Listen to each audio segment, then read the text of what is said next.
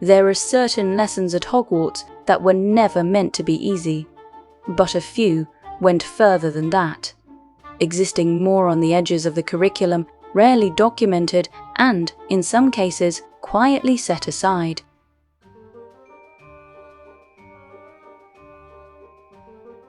Hogwarts has always been known for its unusual approach to education, transfiguration, charms, even defense against the dark arts, all perfectly acceptable, at least on paper.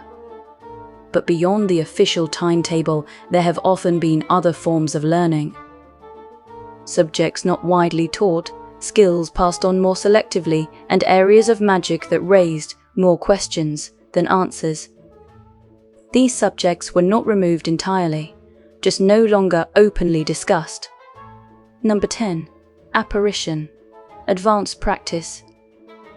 Apparition is often described as a convenience, a way to travel instantly from one place to another. Efficient, elegant, useful. Providing, of course, that everything arrives together. Because apparition is not simply movement, it is precision, the kind that leaves very little room for error. Students are typically introduced to it outside the standard Hogwarts curriculum, under more controlled conditions. Even with perfect focus, things don't always go to plan.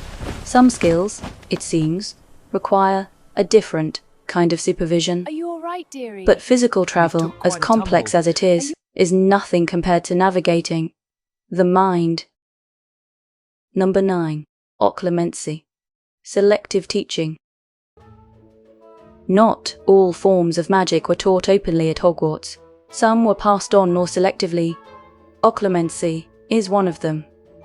There are no incantations, no visible signs, only control, the ability to organize your thoughts, to shield them, to keep them exactly where they belong. It sounds simple, until you realize how difficult it is to control something that rarely stays still.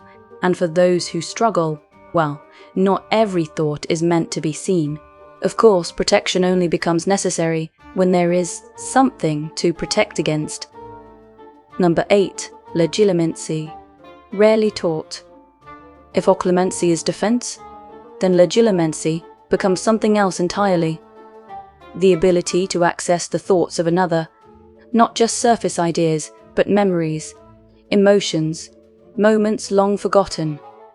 It is not something listed among standard subjects, and perhaps that's the point, because once a skill like this becomes reliable, it raises a rather uncomfortable question: who decides when it should be used? Not all questionable magic involves the mind. Some of it is far more immediate. Number 7. Care of magical creatures. In practice. In theory, the subject is straightforward, an introduction to magical creatures, their habits, their behavior. But in practice, it depends entirely on the creature. Some respond well to respect, others require distance, and a few require both.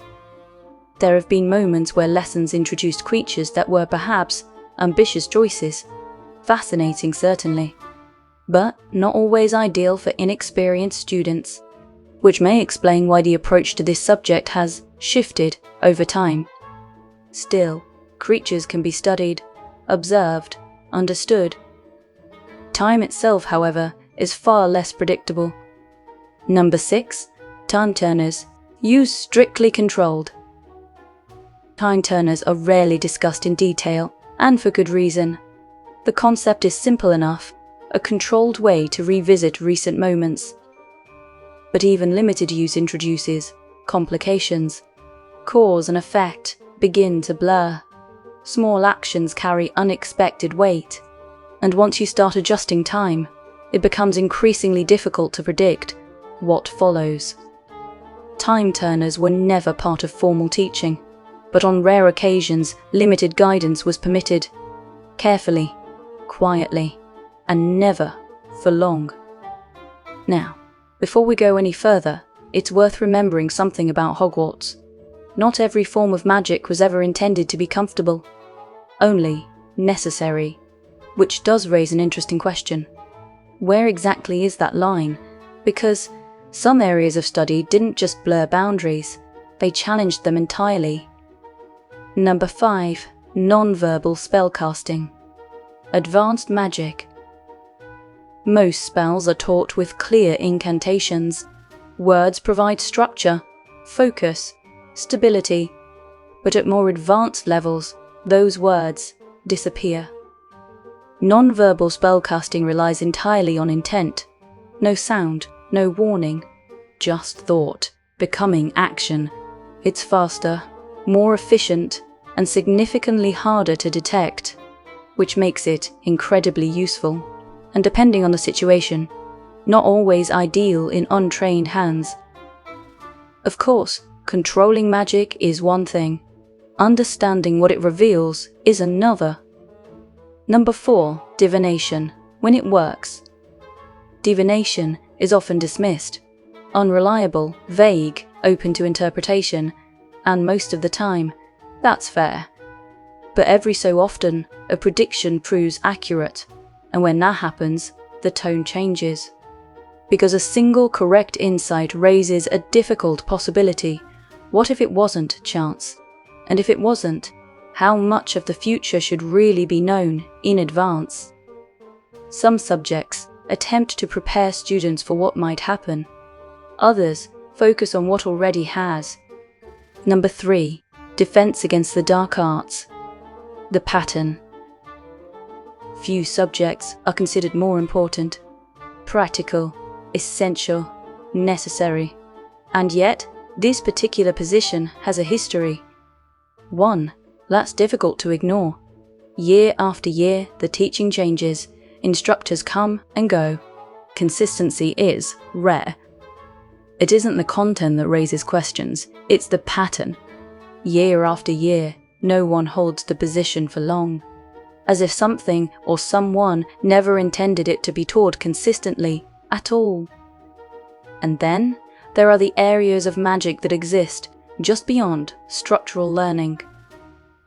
Number 2. Experimental spellwork. Spell creation is not something typically taught, for good reason, because designing magic is very different from using it. It requires understanding structure, intent, consequence. And even then, results can vary. There are quiet references to advanced students exploring beyond standard spells, testing combinations, adjusting outcomes. Not as part of any formal lesson, but certainly not entirely unheard of, at least not at first. Which brings us to something slightly more unusual. Number 1. The Forbidden Forest. Practical exposure. The Forbidden Forest is not a classroom, at least not officially, and yet students have been sent there, usually as a punishment, but occasionally guided, supervised to a degree. The reasoning is often practical, experience, exposure, real-world understanding. But the forest is not predictable, it doesn't behave like a lesson, and it doesn't always respond the way one might expect, which makes it a curious choice, because some environments don't teach, they test, and not every student returns with the same understanding they left with. Hogwarts has always been a place of learning, but as with any place of knowledge, there are limits. Lines that are drawn and occasionally crossed. Some forms of magic are restricted for a reason, others simply fade from discussion. Which does leave one question. If given the choice, would you have explored any of these areas of magic? Or are some things better left unstudied? Is there a subject you've come across that perhaps shouldn't have been taught? Let me know in the comments section. I'd be curious to hear what you've found. And if you'd like more content like this, subscribe. There's always more to uncover, if you happen to be looking when the clock strikes odd.